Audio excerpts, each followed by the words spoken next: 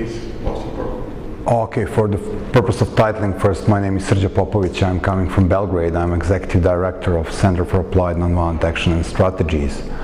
Being here on a conference seems to be very useful, and especially the topics about the Balkan integration is very dear to my heart, because as many of the people in my city, Belgrade, I think we could perceive only forward if we have good relationships with our neighbors and also build this international cooperation. We are interesting to the big world as one big market, and we need to be aware of this fact.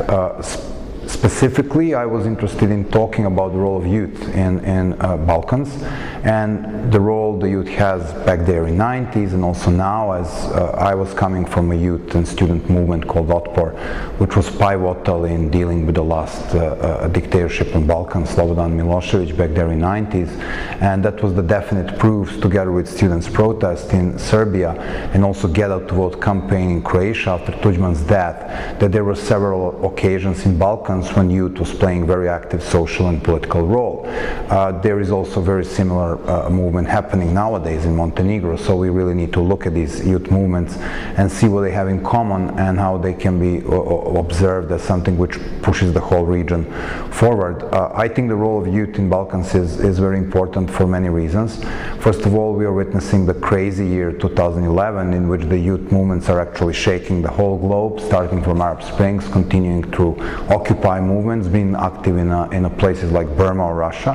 And I think in Balkans the youth share the similar worry for their future, huge level of unemployment, and this feeling of social injustice, so it is possible to expect more of the social engagement of the youth.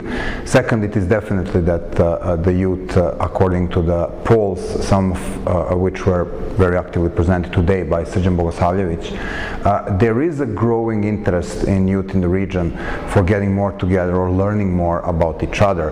And I think traveling more and exchanging more, it's a very important part of this.